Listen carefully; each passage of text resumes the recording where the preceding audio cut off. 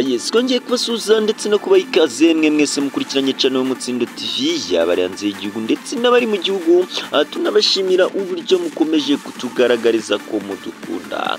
Nkuko mumaze kumenyera rero, uyu akaba ari umwanya w'amakuru agezweho kuri izi sazo kuwa gatatu tariki rero ya 30 z'ukwezi kwa 10 2024. Inshuti rero zacu zakadasohoka, reka amakuru yacu tuyahere kuri iyi nkuru ivuga ko Rulindo umupfumu yapfiriye mu rugo rwaho rero yari yagiye kuvura. Mu karere rero ka Rulindo haravugwa inkuru y'umusaza w'imyaka 72 y'amavuko wasanzwe rero mu rugo rw'umuturage yapfuye aho yari yaje kumuvura, kuko rero yari asanzwe ari umuvuzi gakondo. Bikekwa ko rero yishwe n'inzoga yanyoye. Ibi rero byabereye mu mudugudu wa Ruri mu kagari ka Mugambazi mu murenge wa Murambi ho mu karere rero ka Rulindo. Umugore rero muri urwo rugo uwo musaza yaguyemo yabwiye rero TV1 ko uyu wamuvuzi yari yaramuvuye arakira, maze rero amuzana mu rugo iwe kugira ngo amutsirike. Yagize ati rero uwo muvuzi yari yaramvuye ndakira, nari namuzanye rero hano kugira ngo ansirike. Bamwe rero mu baturage batuye muri ibyo bice bavuga ko uyu musaza yitwa Gafero, bavuga ko kandi yari asanzwe ari umuvuzi gakondo, uwo rero bakunze kwita umupfumu. Yazanwe rero n'umuturanyi wabo ngo amuvure, ngo kuko rero nawe yari yaramuvuye arakira. Bagize bati rero uyu musaza yazanwe n'umuturanyi wacu ngo atuvure, ngo kuko rero nawe yatubwiraga ko yamuvuye agakira, ariko ngo rero yaje no gutsirika inzu y'uwo yavuye kugira ngo batazongera rero kumuroga nk'uko bari baramuroze bwa mbere. Umwe muri bo rero yagize ati byashoboka ko yaba yishwe rero n'ibiyoga yanyoye n'amaraso rero yari afite, kuko rero umuntu ukuze aba afite amaraso make. Akomeza agira ati kandi ibyo biyoga bya rupiki rero yanyoye ku muntu ushaje, ni ukumujyana rero kwa muganga bakamusuzuma bakareba ko yazize ibyo biyoga, nyuma rero bakabona kumushyingura. Hari andi makuru rero avuga ko uwo musaza ahageze yazimaniwe inzoga zirimo ibyuma, ndetse rero bajya no mu kabari banywa izindi zirimo zitwa rero gatano.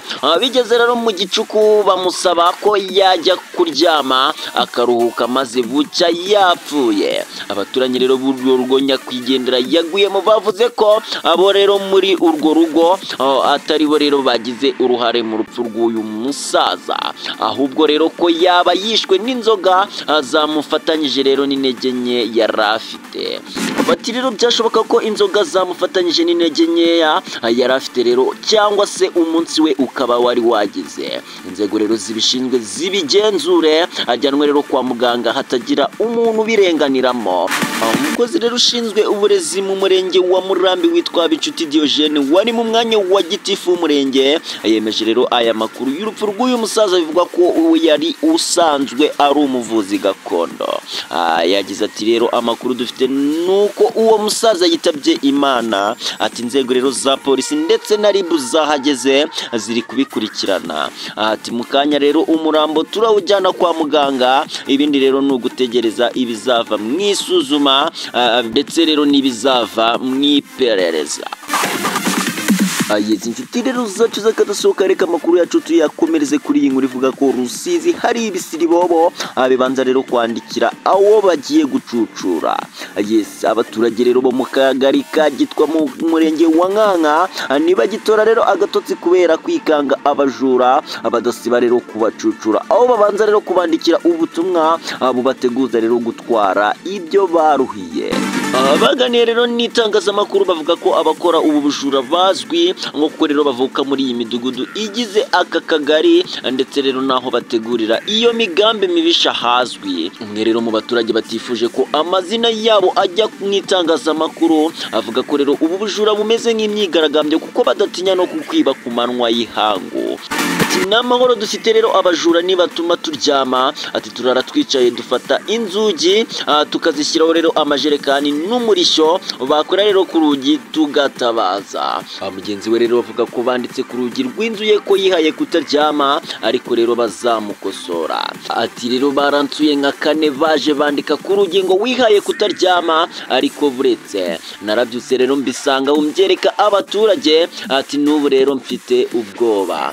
Ni mu gihe rero bavuga ko abo bajura iyo baguteye rero baza bitwaje amashoka, imihoro ndetse n'izindi ntwaro gakondo.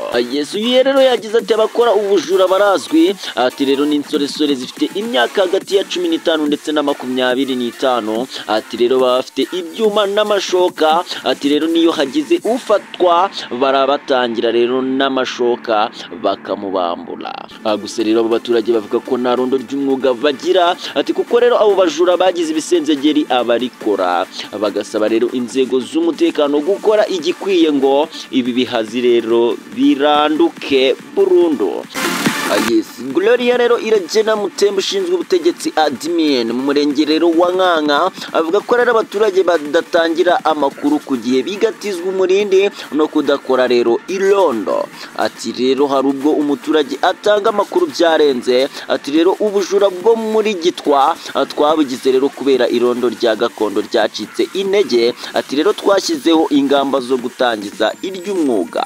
Uyu muyobozi rero akomeza avuga ko abo bagiye rero gukora urutonde rw'abakekwaho gukora ubwo bujura kugira ngo rero baganirizwe bareke kujujubya abaturage.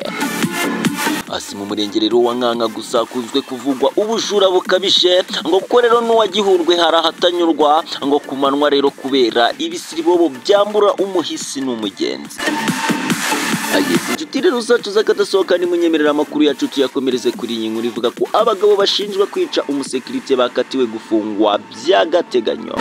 Bakatiwe rero by'agateganyo n'urukiko rw'ibanze rwa Busasamana ni Kayijamahe Abidani ndetse rero na Nyandwi Isidore baregwa rero n'ubushinjacyaha icyaha cyo kwica.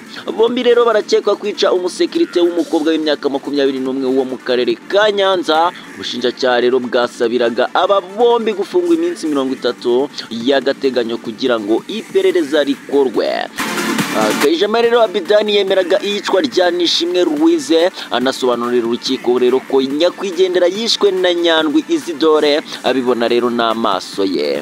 Yireguye rero asaba imbabazi kuko ngo atatanze amakuru ngo asobanure iyicwa rya nyakwigendera. Nyandwi rero Isidore we yahakanye ko naho ahuriye na Abidani, ahubwo rero ko yaryozwa ibyo yakoze aho kumubeshyera. Urukiko rero rw'ibanze rwa Busasamana rwariherereye rusanga aba bombi bahari impamvu zikomeye zituma rero bakekwa. Urukiko rero rwafashe icyemezo ko aba bakurikiranwa bafunzwe rero mu igororero rya Huye. Munyamategeko rero Celestin Nshimiyimana wunganira rero Nyandwi Isidore yavuze ko rero azahita ajurira iki cyemezo.